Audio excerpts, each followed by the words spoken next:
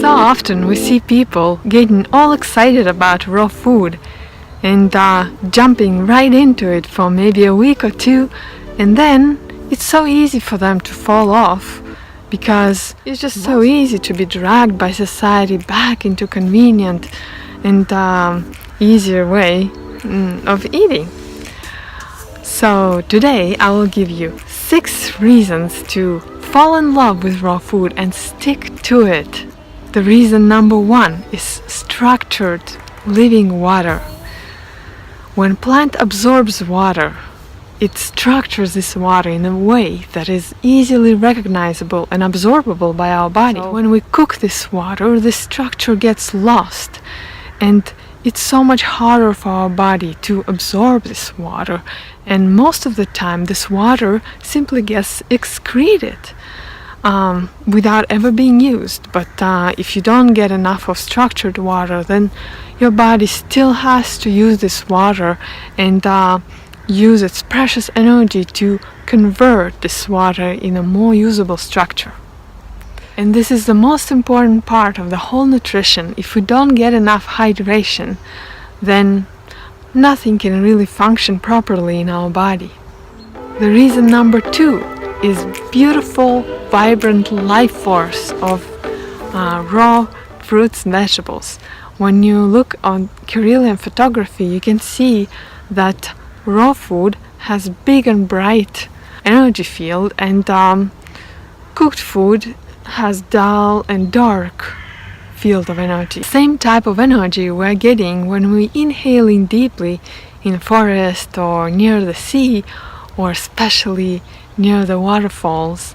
And by cooking our food, we're losing opportunity to absorb this beautiful energy, the life force, with our every meal. The reason number 3, in fresh food, the enzymes, the minerals, and the vitamins are easily recognizable and absorbable by our body. But when we cook these foods, the structure of the minerals is getting distorted, and vitamins and enzymes are even getting destroyed completely. So if you want for all the structures and all the systems in your body to work efficiently, then you need to get all these vitamins and minerals and enzymes in their natural state. But you can only do that by eating the food in uncooked raw state. And if you're not ready to go fully raw, you can simply eat a big salad with any cooked meal that you're having. The reason number 4, fresh fiber in raw fruits and vegetables, like a broom, it's going through our system and cleaning it out.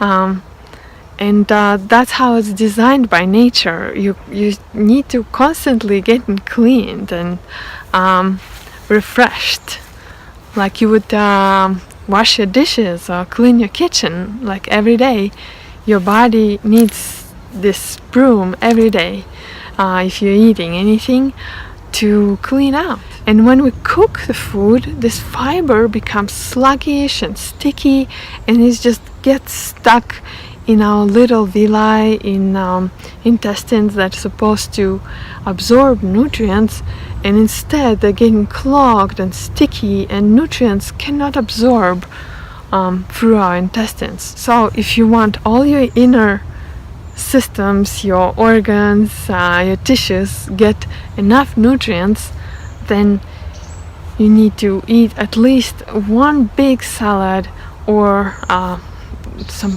fruits for breakfast to make sure that your body is getting this cleaning action every day. But it's even better to have your every meal completely fresh and raw, so you don't even have to worry about any sticky, gooey fiber that will get stuck in your intestines. The reason number 5, like David Wolf wrote in his first book, and like Jesse likes to repeat on his lectures, only humans and their pets eat cooked food, and only they get degenerative diseases. You don't normally see diabetes or heart attacks or cancer in nature among wild animals, especially in the numbers that we see in humans these days. So next time you're thinking about eating something cooked, then think about it. Would you like to continue living like most humanity lives these days, or do you want to try to live naturally like most animals live in nature and staying healthy? It's your choice. And the reason number 6 is environmental reasons. Cooking takes a lot of energy, a lot of coal, and it's not necessary. It's even harmful for our health.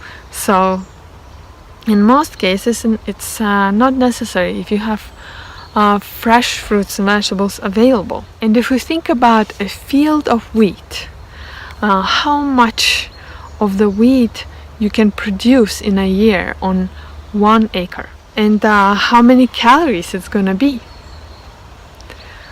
And then look at the 1 hectare of banana orchard and see how much bananas you can produce in a year on this 1 acre and how many calories it's gonna be. It's obvious that you can produce much more. Even mangoes, which is more exotic and a little bit less caloric food, you can produce more mangoes if you count by calories than wheat. So it's quite sustainable, but it doesn't stop there. The fruit forest would produce much more oxygen than the field of wheat. You can do more calculations on your own if you wish, but for me, just simply intuitively, it feels like to have fruit forests everywhere is just much more ecological and natural than to have big fields of wheat or potatoes or whatever cooked food we're producing. And of course, in some countries it's maybe not possible to just go over to the fruit forest right away, but why not to encourage producers to start planting a little bit more fruit trees and a little bit less of the wheat and potatoes and other grains and things that need to be cooked to eat. So I hope that it will give you some additional inspiration for your raw food journey and help you to stick with it. And if you like, you can get my 4-week raw vegan meal planner. I'll put the link down below. And good luck with your journey.